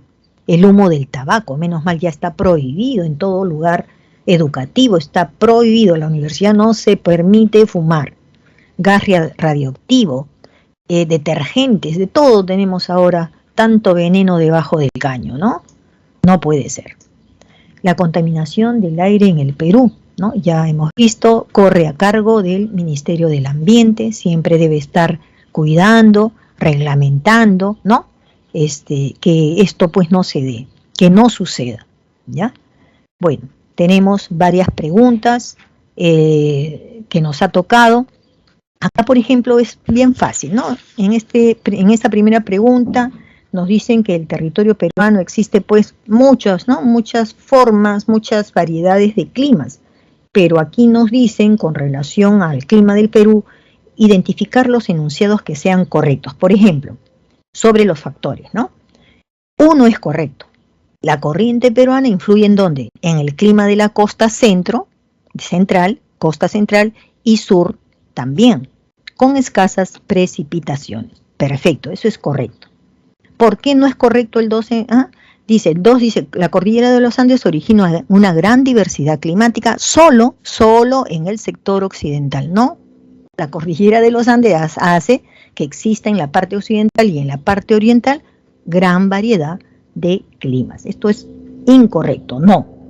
Que el ciclón ecuatorial no afecta la costa al clima costeño, no, eso es falso. Clima costeño no, hemos dicho que lo ecuatorial tiene que ver con la región amazónica, la parte oriental. Y cuarto, sí es correcto, el anticiclón del Pacífico Sur intensifica las garúas y de esa manera, pues no, sobre todo en la costa de Ica, en la estación de inviernos, especialmente intensifica las garúas. Está bien porque está referido a la parte no costera. Ica está hacia lo que es la costa. Entonces nos quedamos con la clave C. Pregunta número 2. ¿Qué regiones serían más afectadas por el fenómeno climático? Es decir, por el tema de las heladas. Diríamos que ese lugar vendría a ser heladas. A ver, aquí está Puno y el resto del sector andino. Arequipa y el sector surcosteño. Costa heladas, no. Loreto, heladas, no. Quizás friaje, pero no heladas. Cajamarca, heladas. Costa central, no. Nos quedamos con Puno y sobre todo con los departamentos del sur andino. La clave correcta, por ahí entra el friaje también. Tercera pregunta. En la tercera pregunta nos dicen sobre las condiciones meteorológicas extremas. Entonces hay alarmas por el aumento de la temperatura dentro de la zona del Ártico. ¿Qué cosa es el Ártico? El Ártico es, ¿no? ¿El norte o el sur? El norte, ¿no es cierto? Es desde el círculo polar ártico hasta el polo norte. Aquí la pregunta es, ¿qué efectos se pueden generar en ese lugar? O sea, en la zona de los polos, el polo norte. Aquí la respuesta es A. Esta alteración climática originaría, ¿no?, una reducción del permafrost. ¿Qué cosa es el permafrost? Permafrost significa suelo helado. Ustedes saben que en el Polo Norte, donde hay población, por ejemplo, es en Canadá, ¿no es cierto? Y Estados Unidos también, al norte de Estados Unidos. Entonces, hay casas que se levantan encima del hielo. Permafrost quiere decir hielo permanente. ¿Ya? Eso que, entonces ahí se originaría una reducción de ese permafrost y eso es peligroso, ¿no? Y lo otro que es también correcto es 4. El aumento de la superficie pantanosa en la zona costera de Canadá y también la de Alaska. Claro, porque se va derritiendo el hielo y debajo del hielo en algunos lugares también hay tierra. Entonces eso humedecido permanentemente prácticamente forma pantanos también. Aquí entonces la solución es en la clave A. La clave A. Y finalmente en la pregunta número 4, la estación del tsunami, ¿no? En San Juan de Lurigancho, en junio del año 2020, ¿no? Ha producido valores más bajos de contaminación del aire. Nos piden decir verdadero o falso de los siguientes enunciados. Por ejemplo, ¿qué sería correcto acá? El principal responsable de la contaminación del aire es el parque automotor. Sí. Carros viejos. Sí. 2 en romanos. El monóxido de carbono y el dióxido de azufre y material particulado son los responsables de la mala calidad del aire. Es cierto, monóxido de carbono porque viene de los carros viejos y el dióxido de carbono también de las fábricas, ¿no? Entonces, en suspensión en el aire no solamente respiramos oxígeno, sino respiramos partículas sólidas, los respiramos y se nos van a nuestros pulmones. Esos 2 son verdades y los otros 2 no. Nos quedamos con la clave de verdad, verdad, falso, falso. Y estas son captura de pantalla, 1C, 2A, 3A, 4D de dado.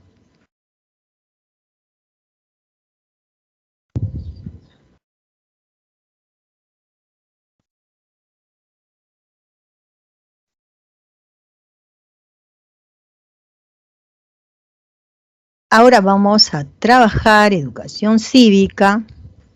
Sí, vamos a trabajar educación cívica. Y tenemos hoy día temas como la convivencia democrática, los problemas que se dan, ¿no?, para conseguir esta convivencia democrática, mecanismos democráticos para resolver conflictos y la violencia en el Perú.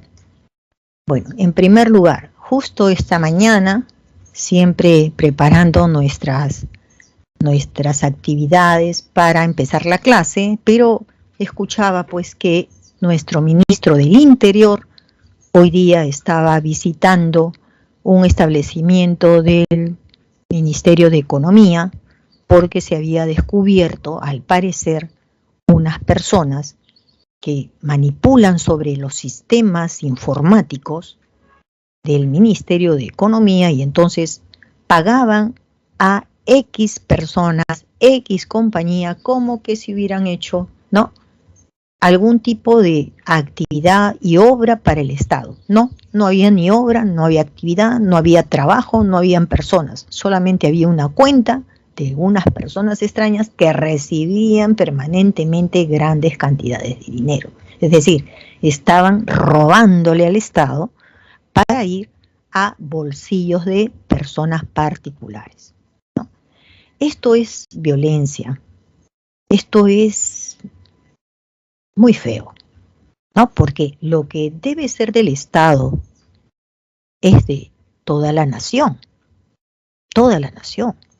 Entonces no es posible, ¿no?, que vayan a haber personas que están, ¿no?, pasándose ya, disculpen la palabra, pero ustedes me entienden, pasándose de vivos y haciendo toda clase de fechorías para satisfacción personal. Debemos nosotros de promover entonces una convivencia que sea democrática, porque algunos quieren tener más y no por su esfuerzo, sino quieren obtener más y de la manera más fácil. Nosotros entonces lo que vemos es la promoción de la convivencia democrática sustentada en una cultura de paz, porque tampoco queremos, digamos, enfrentarnos, ¿no?, a estas otras personas que no están haciendo bien las cosas, ¿no? No queremos que se desate tampoco una violencia interna, que eso no ayuda a nadie. ¿En qué consiste la convivencia democrática? Consiste en vivir en armonía con el que piensa distinto a nosotros, o el que tiene otra cultura, otra raza, otros idiomas, otra religión. Respetamos la libertad que tienen ellos de pensar o creer lo que quieran. Donde no tienen, digamos, libertad es en robar. Robarnos la plata que es del Estado, que al mismo tiempo es plata que tiene el Estado y que el Estado está obligado a retribuir a la población mediante servicios. ¿Correcto? Entonces necesitamos más hospitales, pues más médicos, se están enfermando, entonces más médicos. ¿Por qué la hacemos difícil? ¿No? Más vacantes para medicina, por ejemplo. Ojalá la tuviéramos, porque se está necesitando, ¿ya? Pero hay que ser también buen estudiante para poder ser uno de ellos, ¿ya? Convivencia democrática es aceptar la diversidad, valorar la tolerancia y comprometerse solidariamente con el respeto de los derechos humanos y las libertades de todos. Eso es lo que queremos. O sea, el que quiere más porque quiere vivir mejor, tendrá que esforzarse un poco más. Y bueno, el Estado tendrá el compromiso de dar también fuentes de trabajo. No crean. Miren qué valores encierra la democracia. Una convivencia democracia. Llegar a consensos. Llegar a consensos. En la universidad se aprende a llegar a consensos. Hay varias formas de pensar. Hay varias propuestas, pero lo mejor es, ¿no?, en un momento buscar en qué estamos nosotros de acuerdo. En qué estamos de acuerdo. ¿Ya? Entonces, y llegar al consenso, ¿no? ¿Qué cosa nos conviene a ambas partes, ¿no? ¿Qué nos conviene a ambas partes y llegar a un acuerdo? ¿Sí?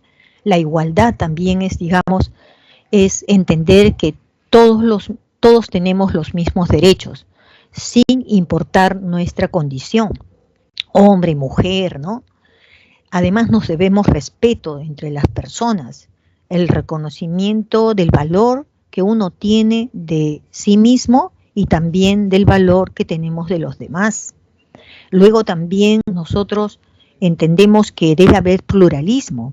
Eso es entender, ¿no?, que la actitud de reconocer que yo, por ejemplo, tengo limitaciones, que quizás otros tengan la verdad, ¿no? Yo puedo aprender de otros, no me puedo sentir pues lo máximo, ¿no? No, el pluralismo me lleva a pensar de que podemos pensar de manera diversa y hay otros que pueden tener la solución. Tolerancia es importante para poder tener, digamos, relaciones interpersonales, ¿no? Y que podamos sacar provecho de eso. Tenemos que tener la necesidad de escuchar a los demás también. Es muy, muy importante. Y a veces nos vamos a los gritos, hay veces, ¿no? Y nadie entiende nada. No es aquí quien grita más, sino quien se detiene un ratito a escuchar al otro, ¿no? Hacer que se calme, escuchar al otro y finalmente volver nuevamente a retomar el tema en discusión, ¿no? Libertad, ¿no?, que es la capacidad de pensar y decidir lo que uno cree y que resulte conveniente. Esa es la libertad. Hay veces lo que te parece a ti que es conveniente, pues a mí no me parece. Pero para eso estamos, para conversar. A ver, ¿por qué esto? ¿Cómo se fundamenta? ¿No? En tranquilidad, ¿ya? ¿Qué más tenemos? La cultura de paz, ¿no?, para que exista, obviamente, porque todo eso es bonito, ¿no? Pero para que esto exista, tiene que haber valores, actitudes, comportamientos, ¿no? Y donde esto, digamos, no se da de la noche a la mañana. Es todo, digamos, toda una formación que uno tiene desde niño, desde pequeño. Lo ve en sus padres. Los padres son uno de los primeros que nos forman en valores. Y en la escuela también, ¿no? Nos han formado en valores. Cuando uno ya va formado en valores, sabe perfectamente qué es lo que tiene que hacer, qué es lo que puede hacer y qué es lo que no puede hacer. ¿Sí? Esta cultura de paz y no violencia se ha, digamos, extendido en todo el mundo, más o menos desde el año de 1990, porque eran años muy violentos a nivel internacional. Entonces, la cultura de paz implica promover la democracia y la defensa de los derechos humanos, erradicar la pobreza también, porque hay mucha gente pobre que a veces comete, ¿no?, digamos, cosas ilícitas y luego se justifican porque son pobres. Entonces el Estado tiene que darles fuentes de trabajo, oportunidades para desarrollarse en lo educativo.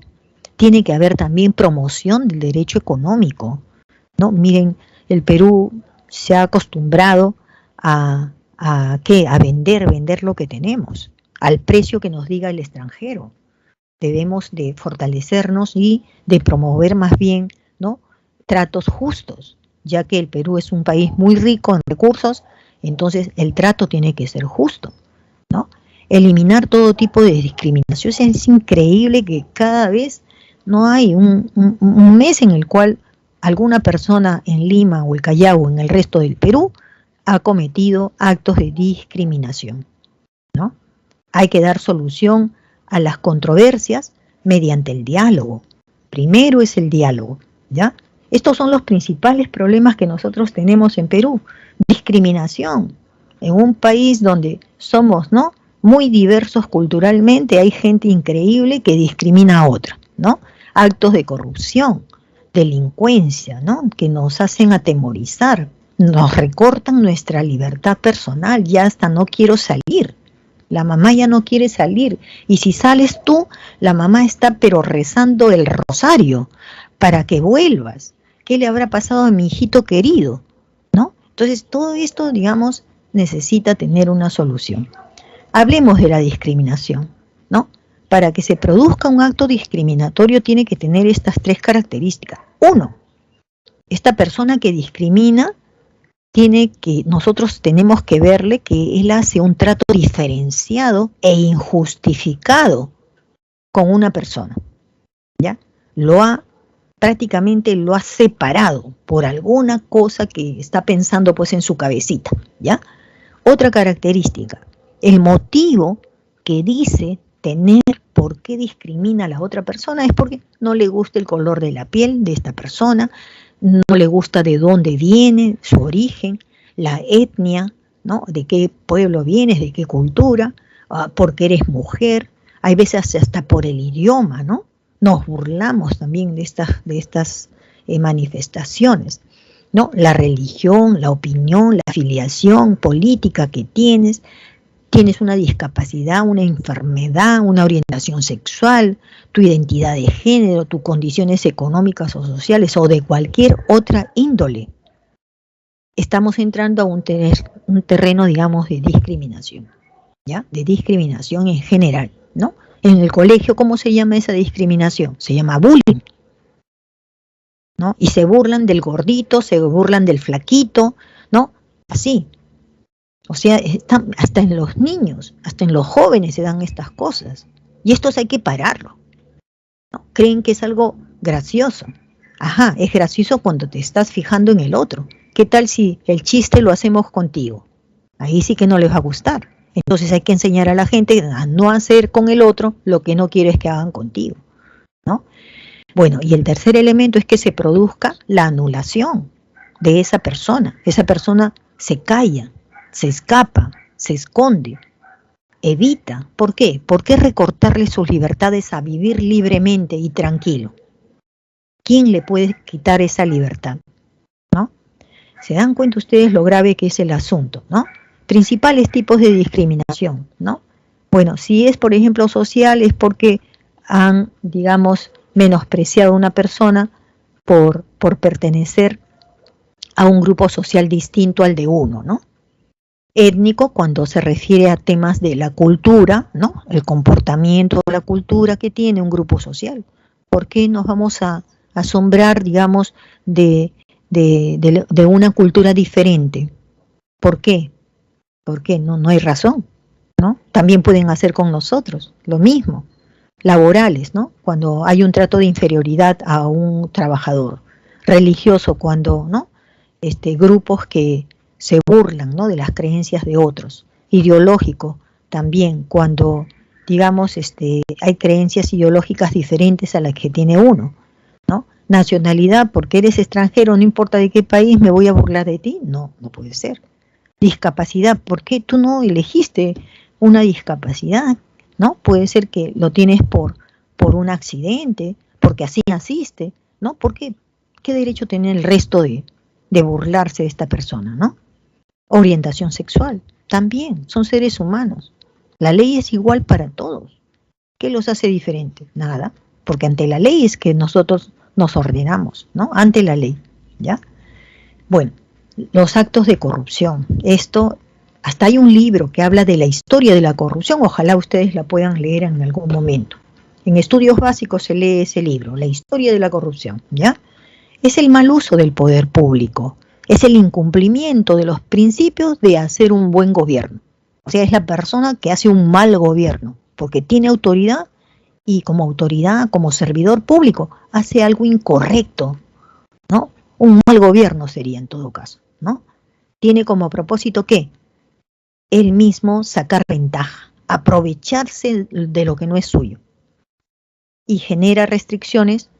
Todo esto, mientras más aumenta la corrupción, eso es para el resto de la población restricciones para que se puedan cumplir nuestros derechos fundamentales, ¿no?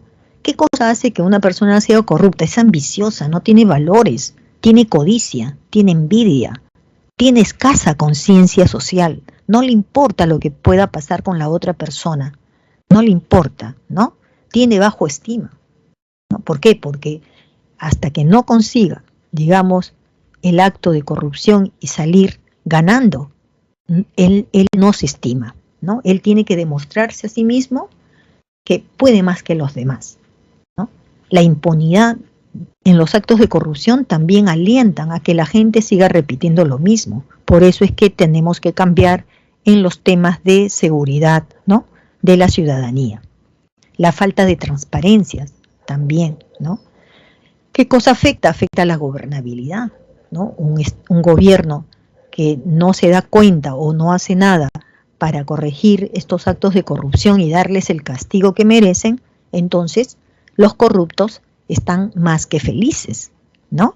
La confianza en las instituciones la perdemos. Ya hablamos mal de la institución, ya, entonces si ya también nosotros nos desmerecemos a nosotros mismos cuando yo digo, no, ya no voy a tal dependencia porque todo lo hacen mal, ya yo no voy. Pero ¿por qué recortas tu libertad? Si es tu derecho que en esa institución te atienda, ¿por qué tú vas a dar la vuelta? No, hay que denunciar, atenta contra nuestros derechos, ¿sí? Bueno, ¿qué seguimos viendo por aquí? Hay varios tipos, digamos, de corrupción. Por ejemplo, cohecho o soborno, como también se le llama, ¿no? Hay de dos tipos, el cohecho o soborno pasivo y el cohecho o soborno activo. Aquí, por ejemplo, vamos viendo la figura, un ejemplo de cohecho activo, ¿ya? Un ciudadano, ¿cuál es el ciudadano? ¿El que tiene el sombrero? No. El ciudadano es el que tiene la camisa, no tiene sombrero, el que está manejando este camión. Un ciudadano, que viene a ser entrega al inspector de transporte, que es el que tiene la tablita, ¿no? Le va a entregar, está en la garita de control, ¿no? Le entrega 50 soles. ¿Con qué finalidad? Con la finalidad de librarse de la papeleta correspondiente por no contar con permiso de carga, ¿no? Entonces, estamos viendo que el inspector es un servidor público, alguien que trabaja para el Estado, y él le toca poner las papeletas a los choferes que no tienen el permiso de carga. Pero ¿qué hace el sujeto? El sujeto entrega, ¿no? Entrega, él le saca de su propio bolsillo para darle ¿a quién? Al inspector. Lo que ha cometido entonces este chofer, ¿qué cosa sería? Un cohecho activo. Él ha operado, se ha movido, ha puesto su mano en el bolsillo y ha sacado el dinero. Cohecho activo. ¿Cuándo será pasivo? Cuando la persona que incurre en este delito es un funcionario o un servidor público que acepta o recibe o solicita o condiciona su actuar a que le entreguen un donativo, puede ser plata, ¿no? Eso sería, digamos, la persona que es el funcionario y que de alguna manera le está diciendo al otro, a ver cuánto es, ¿ah? ¿Cuánto me vas a dar para mi refresquito? ¿No? Y de esa manera evita darle una papeleta, ¿no? Eso es visto desde lo pasivo, es decir, desde el funcionario público, ¿ok? Bien, pasemos ahora a otro tipo de corrupción, que se llama peculado. Miren, esta señora trabaja en una oficina que es del Estado y tiene allí una caja chica. Se llama caja chica a un dinero que utiliza la oficina para comprar cosas que sean necesarias en un momento que uno dijo, se terminaron los papeles. Con este dinero salgo y compro papel. Ustedes saben que en el Estado se compra en grandes cantidades el papel, pero vamos a suponer que la señora se olvidó que ya estaba para acabarse el papel y de repente se acabó el papel y tiene que comprar papel con la caja chica. Pero ¿qué sucede? La señora, ¿sí?, va a realizar consumos en un restaurante y va a comprar en un establecimiento comercial cosas para su propia familia. ¿Cómo se llama esto? Peculado. Te estás llevando el dinero que es para comprar cosas para la oficina, porque es una oficina del Estado. Y si no tiene papel, no funciona la oficina. Entonces, ¿cómo es que te vas a ir al restaurante a pagar eso, tu almuerzo, y también comprarle cositas para tu familia? No, pues serás una muy buena mamá, pero eres muy mala empleada. Y es peor, eres corrupta, porque has cometido peculado, ¿sí? El dinero del Estado es para la nación, no se olviden, ¿ya? Tipos de corrupción más frecuentes: colusión, también tráfico de influencias. Por ejemplo, ¿cuándo es colusión? Cuando dos personas se han puesto de acuerdo. ¿No? Por ejemplo, el Estado quiere contratar a un equipo que haga parches, ¿no? A las pistas, a los huecos que tienen las pistas, ¿no? Entonces, pero quien está como autoridad quiere beneficiar a alguien de su familia que sabe manejar el cemento y puede hacerlo él, ¿no? Entonces, colusión. Se pone de acuerdo con alguien de la familia o con un amigo y le dice: a ti nomás te voy a contratar, ¿no? Pero como acá tiene que ser en un concurso, entonces tú pon el precio tal que te voy a decir, ¿ya? Ponle, digamos que vas a cobrar por esto 3.000 soles, ¿ya? 3.000 soles. Y los otros van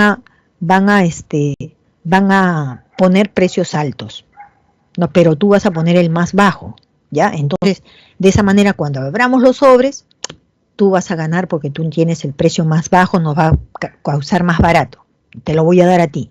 Eso se llama colusión, haberte puesto de acuerdo antes de que hubiera un concurso, ¿ya? Y el tráfico de influencias también, ¿no? Es aquel que está, digamos, haciendo algún tipo de conexión con alguna autoridad para influir, ¿no?, al contrato de algún familiar dentro de algún tipo de empresa. Baste con la simple promesa, de que alguien: mire, hermanito, tú no quieres entrar a esta universidad, ya, no te preocupes, conozco a fulano de tal. Entonces él te va a dejar pasar. No, pero es San Marcos, no se puede hacer esas cosas. No, yo puedo. Y es falso, porque con San Marcos nadie ha podido. Se ha descubierto cualquier cosa sucia que pueda haber en esto, ¿ya? Entonces, un tráfico de influencias, se está prometiendo cosas, pero eso no puede hacerlo. Uno tiene que concursar legalmente, porque qué feo que te digan después: no, tú ingresaste por tal persona. No puede ser. Tipos de corrupción: malversación de fondos. Es decir, le estamos dando un uso al dinero que no es el correcto. Malversar quiere decir cambiar. Tú estás, lo que te han dado para que tú levantes una oficina, ¿no? Una oficina que te han dado el presupuesto, tú no levantas una oficina, sino construyes un monumento. Imagínense, se necesita una oficina para atender ciertas cosas y tú construir con eso un monumento. Es más, el monumento es tuyo, es tu propia figura, tu propio rostro. ¡Wow! ¡Qué feo! Malversación de fondos. O cobros indebidos, ¿no? El cobro indebido se da cuando un funcionario o servidor público, abusando de su cargo, exige o hace pagar o entregar contribuciones o sueldos o remuneraciones no debidas en cantidad que excede la tarifa legal. O sea, te está pagando de más, ¿sí? Te está pagando de más o te está cobrando de más. Y ese de más es algo con el cual se queda este señor. Bueno, la delincuencia en el Perú, como ven ustedes, son delitos que se cometen, ¿no? Y que se van, y que tiene, digamos, algunos factores, ¿no? La persona no tiene valores, hay veces argumentas que es pobre, por eso se entra a la delincuencia, su familia nunca lo escuchó, siempre fue el pobrecito, ¿no? Las desigualdades económicas: no tengo trabajo, pues por eso robo, ¿no? La deserción escolar: sí, pues la escuela no sirve para nada, por eso en la semana iba solamente una vez. Cosas como esas son factores que han influido en la delincuencia en el Perú. Y miren ustedes cuántos casos han ido en aumento, ¿no? Contra la vida, contra la salud, contra la libertad, contra la inviolabilidad inclusive del domicilio, ¿no? De noche entran y roban. Bueno, tipos de delitos, miren, las 2 páginas son de estos delitos. Contra la integridad, por ejemplo, moral, ¿no? Hacen torturas a las personas, acoso sexual entra en eso. Contra el patrimonio, te roban. Contra la seguridad vial, ya no puedes ni cruzar las pistas, ¿no? Contra las relaciones familiares, por ejemplo, hay adulterio, hay abandono de familia. Contra el deber tributario también, hay gente que quiere evadir el pago de sus tributos. Contra la fe pública, falsifican documentos. Contra el honor, te pueden decir injurias, cosas que son mentiras, pero te dañan en tu calidad, ¿no?, de persona. ¿Cómo podemos solucionar estos conflictos? Negociando, ¿no? Es decir, poniéndonos de acuerdo uno con el otro. Lleguemos a un punto común, de entendernos los dos. ¿Te parece? Sí. La negociación se ha cumplido. Hay veces hay que necesitar un mediador. El mediador nos ayuda a que nosotros podamos tomar la conversación. Si es que nos hemos quitado el habla, el mediador nos va a ayudar. Al final eso nos ayuda a ponernos de acuerdo también entre las partes, ¿ya? Eso es muy importante. Y lo más importante es esto, la conciliación. La conciliación es un mecanismo alternativo, porque la alternativa que tengo es esta: ¿me voy a conciliar o me voy al Poder Judicial a levantar una acusación contra mi primo? Mejor es conciliar, ¿no? Mejor es conciliar, porque para levantar una acusación contra mi primo voy a necesitar un abogado. Esto me va a durar mucho tiempo, me va a costar mucha plata. No, mejor voy a conciliar con mi primo. ¿Conciliar qué quiere decir? Busco a un conciliador, ahí está la señora, se queda en el medio, escucha las 2 partes y otro día los cita y la señora, que es la conciliadora, les va a decir: para que solucionen sus problemas tengo 2 formas. La forma A, la forma B. ¿Cuál es la forma que a ustedes les conviene? Y si los dos dicen, a mí me interesa la forma A, y la otra persona también dice, me interesa la forma A, entonces ya se llega a la conciliación. ¿Correcto? Es lo mejor. Evitas estar en juicios que te van a costar demasiado. Pero tienes que saber qué materias se pueden conciliar, son estas de la izquierda, y qué materias no se pueden conciliar. Por el tiempo vamos a leer las que no se pueden conciliar. Procesos cautelares, o sea, ya ha habido un juez, ¿no?, donde ya ha ordenado un proceso cautelar, quiere decir que hay que tener cautela con esto, hay que esperar. Procesos que tienen que ver con las garantías constitucionales, cuando hay violencia familiar no se puede conciliar, y cuando alguien también va a pedir la herencia que le corresponde, tampoco se puede conciliar, porque probablemente ya haya, ¿no?, un testamento, así que ya no puedes tú pelearte con un testamento que ha dejado ya un difunto.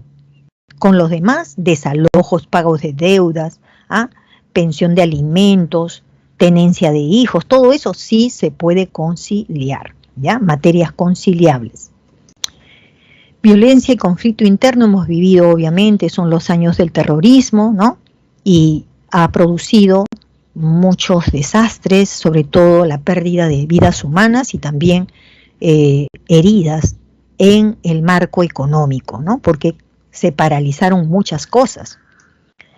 Formas de violencia que se presentaron fue a través de las Fuerzas Armadas, y también fue, ¿no?, digamos, se manifestó violencia porque hubieron poblaciones especialmente atacadas, violentadas, ¿no?, con temas de racismo, con discriminación, violencia sexual. Bueno, también el acabar con personas, especialmente el 75% de las personas que hablaban quechua, ¿no?, como idioma materno, fueron las más perjudicadas. Las víctimas fueron más de 70.000, ¿no?, muertos, ¿no? Fue realmente terrible la pérdida material de puentes, de vías de ferrocarril, ¿no? Una serie de cosas.